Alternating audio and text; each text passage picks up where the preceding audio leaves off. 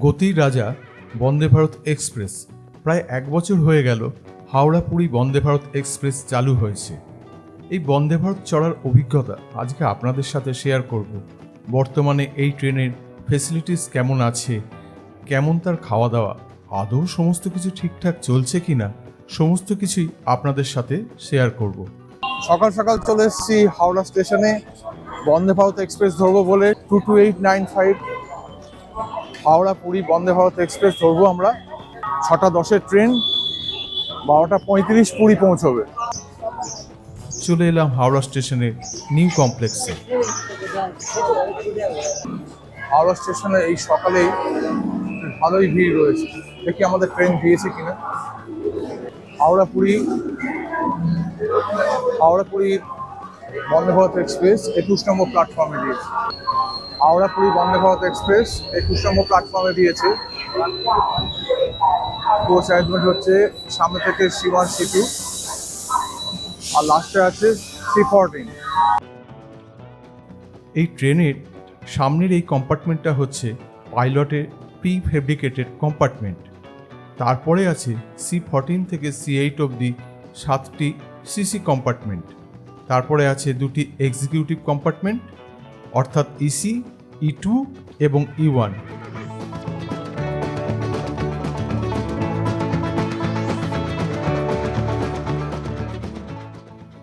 C8 কম্পার্টমেন্টের পর 2টি executive compartment আছে E2 এবং E1। এটা হচ্ছে একটা এক্সিকিউটিভ ক্লাস। এক্সিকিউটিভ ক্লাসের এই হচ্ছে সিটিং অ্যারেঞ্জমেন্ট, 2-2, মানে এদিকে দুটো ওদিকে দুটো। আর এই হচ্ছে লাগেজ রাখার জায়গা, মানে এটা কিন্তু স্পেশিয়াস। আমরা একটা সিসি কম্পার্টমেন্টে ঢুকছি। আমাদের যে কম্পার্টমেন্ট C4, এই পুশ করলে এই দরজা খুলে যাচ্ছে।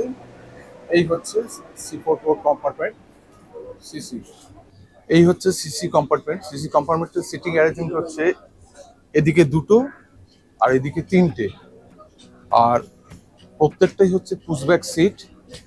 আর এখানে দেখাচ্ছি এই হচ্ছে লাগেজ রাখার জায়গা, আর এই হচ্ছে আলোর সুইচ।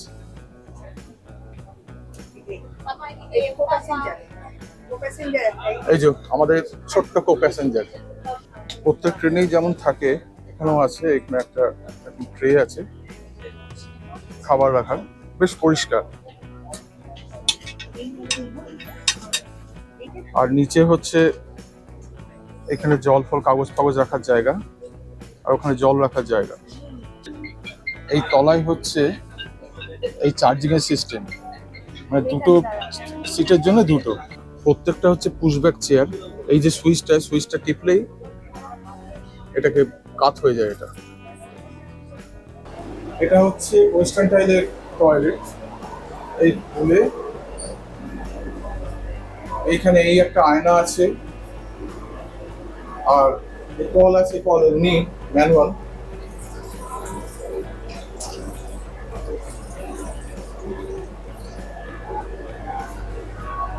এটা হচ্ছে সোপ, আর এটা হচ্ছে শুকনো। আর এদিকে হচ্ছে এই ওয়েস্টার্ন প্যাটার্নের কোমর। এই জল দিয়ে যাচ্ছে এখন 500 ml জল, আগে 1 লিটার ছিল। এই জল দিয়ে গেল 500 ml জল। ঠিক 6:10 বাজে দরজা বন্ধ হয়ে গেল। ট্রেন এক্ষুনি ছেড়ে দেবে। এই কাগজ দিয়ে গেল প্রথমে, এদিকে ট্রেনও ছেড়ে দিয়েছে। প্রত্যেকটি কম্পার্টমেন্টের এরকম ডিসপ্লে বোর্ড আছে। ট্রেনের নেক্সট স্টপেজ, ট্রেনের বর্তমান গতিবেগ সবই এতে ডিসপ্লে হয়। হাওড়া থেকে পুরী 500 কিলোমিটার এই জার্নিতে হাওড়া এবং পুরীর মধ্যে মোট 7টি অন্তর্বর্তী স্টেশনে এই ট্রেন দাঁড়াবে। ট্রেন ছাড়তে জল দিয়ে গেল। তারপরে এখন আসছে চায়ের সরঞ্জাম দিয়ে গেল। এর মধ্যে চায়ের কিট আছে, এটা দুটো বিস্কুট আছে। এই হচ্ছে বিস্কুট। আর এই প্যাকেটের মধ্যে চিনি আছে, চা আছে আর দুধ আছে। আর এই গোলার জন্য একটা কাঠিও আছে। চায়ের সরঞ্জাম আগেই দিয়ে গেছে, এখন জল দিয়ে যাচ্ছে। চা দিয়ে গেল, সকালবেলাটা শুরুটাই করছি চা দিয়ে। চা খেয়ে নি।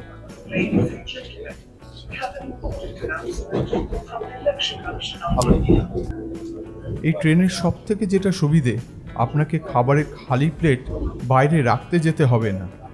ট্রেনেরই ক্যাটারিং সার্ভিসের প্রতিনিধি এসে খালি প্লেট নিয়ে যাবে এবং জায়গাটা পরিষ্কার করে দিয়ে যাবে। দিনটা ছিল 26শে মে 2024, যেদিন ঘূর্ণিঝড় রেমাল আসার কথা। বাইরে তখন প্রচণ্ড বৃষ্টি হচ্ছে। আমরা পার হচ্ছি কোলাঘাটে রূপনারায়ণ নদের ব্রিজ।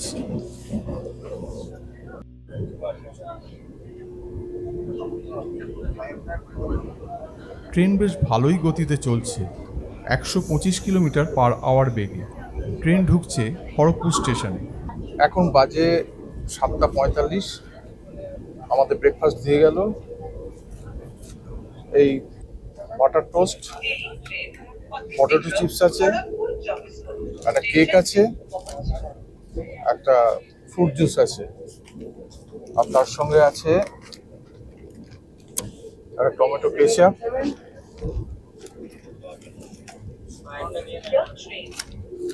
আর একটা বাটার আছে। খাই দেখি কিরকম। ঠিকই আছে, তবে যা দিয়েছে একজনের পক্ষে যথেষ্ট।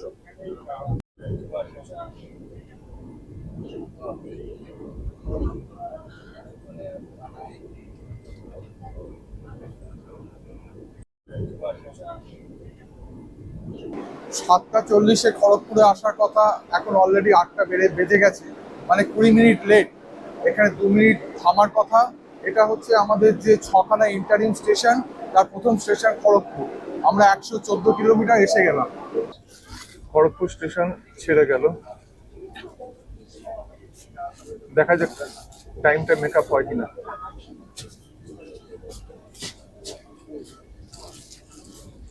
খড়গপুর স্টেশন ছেড়ে গেল। 500 কিলোমিটার এই জার্নিতে সময় লাগে 6 ঘন্টা 25 মিনিট। বাইরে তখন ভালোই বৃষ্টি হচ্ছে। যেতে যেতে ট্রেনের ভাড়াটা একটু বলে দিই। এটা যে দু রকম এখানে কম্পার্টমেন্ট আছে, একটা হচ্ছে সিসি আর একটা হচ্ছে ইসি, মানে এক্সিকিউটিভ ক্লাস। সিসিতে হচ্ছে 1265 আর এক্সিকিউটিভ ক্লাসে হচ্ছে 2420 টাকা। তবে ফেয়ারটা ডাইনামিক, সময়ের সঙ্গে সঙ্গে এটা কিন্তু চেঞ্জ হয়। দরজার ওপরে ডিসপ্লে বোর্ডে দেখা যায় টয়লেট খালি আছে না ভেতরে লোক আছে।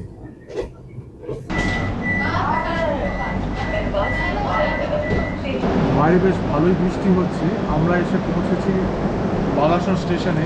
এখানে 9টা 3-এ আসার কথা এবং 9টা 5-এ ছাড়ার কথা, কিন্তু অলরেডি 9টা 15 বেজে গেছে, মানে 12 মিনিট লেটে চলছে। ট্রেন ছেড়ে গেল বালাসর স্টেশন। এই ট্রেনের সর্বোচ্চ গতিবেগ 130 কিলোমিটার পার আওয়ার এবং অ্যাভারেজ স্পিড 78.5 কিলোমিটার প্রতি ঘন্টা।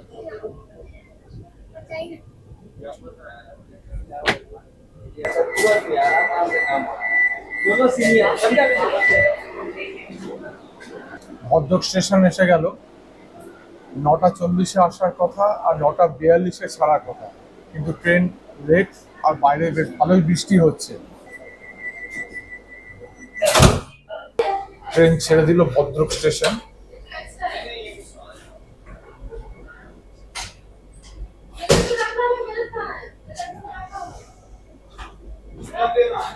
কেমন লাগছে রূপু? দারুণ লাগছে, দারুণ। এটা খুব ভালো দেখছিলাম। খুব ভালো ঘুম দিলি? হ্যাঁ, এবার নতুন করে আবার বাইরেটা দেখতে শুরু করি। বাইরেটা দেখ কেমন লাগছে তোর?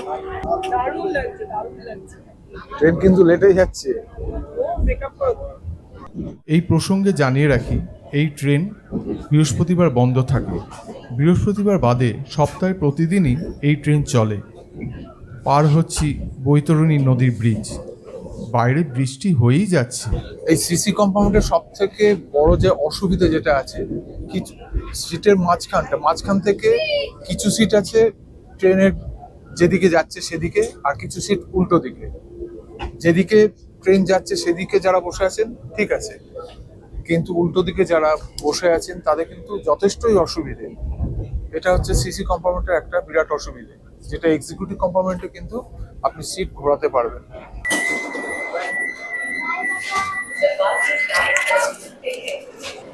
আমরা এসে পৌঁছালাম জাজপুর কেএনজার স্টেশনে। এখানে আসার কথা 10টা 7 আর ছাড়ার কথা 10টা 9, কিন্তু অলরেডি 10:30 বাজে, ট্রেন লেটেই চলছে। এখান থেকে কেওনঝাড় যে বিখ্যাত জায়গাগুলি যাওয়া যায়, তবে এখান থেকে বেশ দূর।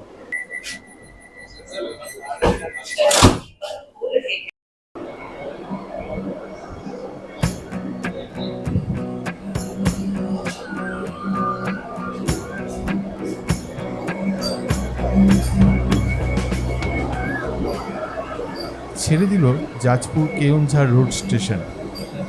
এই ট্রেনের পরিষ্কার পরিচ্ছন্নতা অসাধারণ। প্রত্যেকবার টয়লেট ইউজের পরেই টয়লেট পরিষ্কার হয়।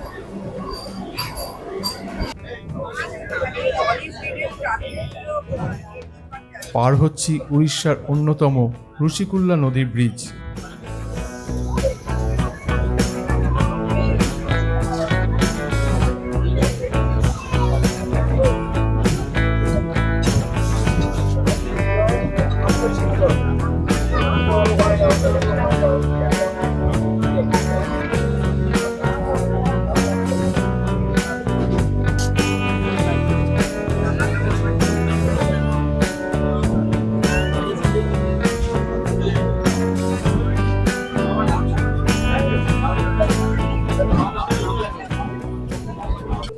কটকে আসার আগে বাইরের প্রকৃতি আস্তে আস্তে পরিবর্তন হচ্ছে।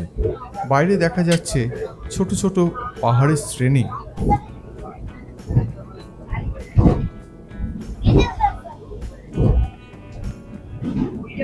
পার হচ্ছি মহানদীর ব্রিজ। বন্দে ভারতের এই একটা অসুবিধে, ট্রেনের ভেতর থেকেই সব দেখাতে হবে। অন্য ট্রেন হলে বাইরে থেকে সুন্দরভাবে ব্রিজটা দেখাতে পারতাম।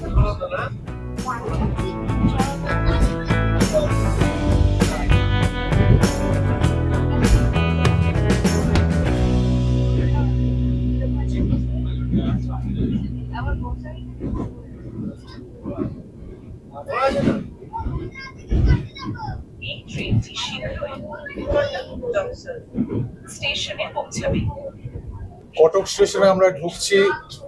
10টা 50-এ আসার কথা ছিল, এখন বাজে 11টা 20, মানে আধ ঘন্টা লেট।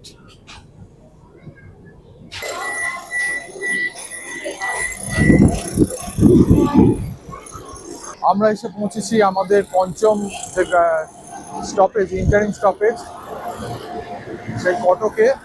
10টা 50-এ ঢোকার কথা ছিল, এখানে 2 মিনিট দাঁড়ায়। 10টা 50 থেকে 10টা 52, কিন্তু এখন অলরেডি বাজে 11টা 20, মানে আধ ঘন্টা লেট।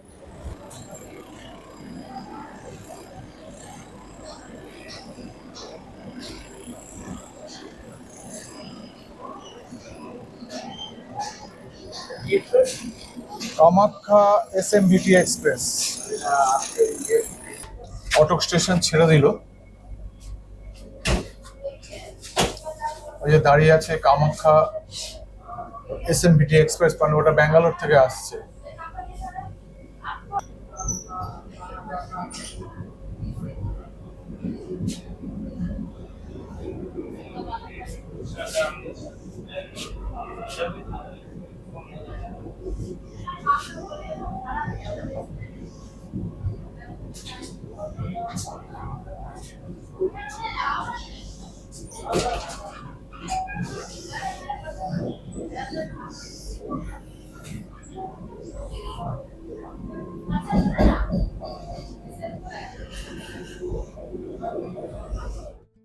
পার হচ্ছি কুয়াখাই নদী ব্রিজ।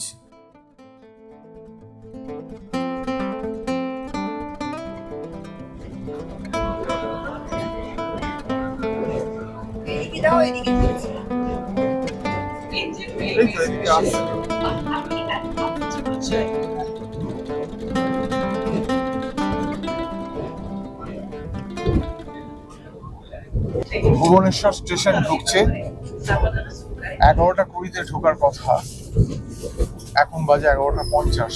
ওই আধ ঘন্টা লেট যেটা চলছে সেটাই চলছে।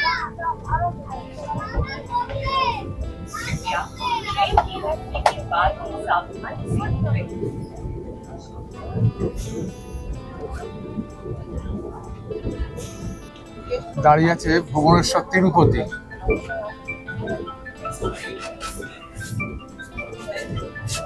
চলে এলাম আমাদের এই ট্রেনের ষষ্ঠ ইন্টারিম যে স্টেশন ভুবনেশ্বর। 11:20-তে আসার কথা, এখন বাজে 11:50, 30 মিনিট লেট। ট্রেনে যেতে যেতে এই ট্রেনের সুবিধাগুলো একটু বলে দিই। যেহেতু মাত্র 6.5 ঘন্টা জার্নি হাওড়া থেকে পুরী যেতে, সুতরাং দিনের দিনই আপনি পৌঁছে যাবেন পুরী। দ্বিতীয় সুবিধা হচ্ছে যে এই ট্রেনে ব্রেকফাস্টটা দিচ্ছে, সুতরাং খাবার জন্য চিন্তা করতে হবে না। কিন্তু অসুবিধা যেগুলো হচ্ছে, সে অসুবিধাগুলো হচ্ছে যেহেতু ট্রেনটা অনেক সকালে, সুতরাং সকালে ট্রেন ধরা যারা দূর থেকে বিশেষত আসবেন খুবই অসুবিধে। এছাড়া একটা সুবিধা আছে, আপনি যে স্টেশনগুলো পৌঁছচ্ছে যেমন বালাসোর, ভদ্রক, এসব জায়গা থেকে বিভিন্ন পর্যটন কেন্দ্রে আপনি দিনের দিন ঘুরে আসতে পারবেন, কারণ 9টা 9:30 নাগাদ এসব স্টেশনগুলোতে ঢুকছে, সুতরাং আপনার দিনটা কাজে লাগবে।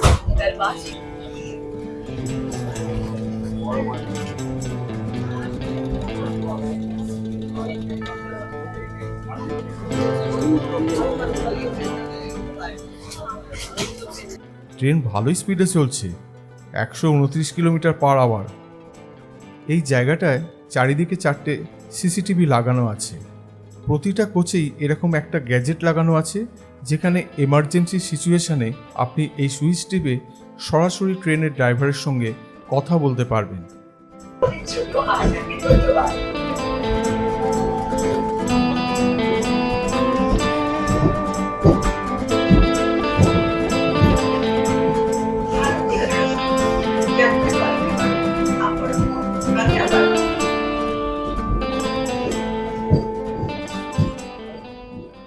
আমাদের ট্রেন এখন তার ষষ্ঠ স্টপেজ খুর্দা রোডে ঢুকছে। এখান থেকেই ট্রেনের লাইন ভাগ হয়ে যায়, একটা লাইন যায় পুরীর দিকে আর একটা লাইন যায় ম্যাড্রাসের দিকে।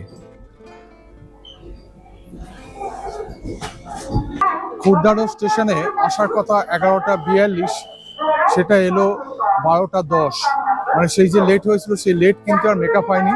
আমরা নেমে গেলাম খুর্দা রোড স্টেশনে, সেখান থেকে আমরা অন্য ট্রেন ধরে গোপালপুর যাব।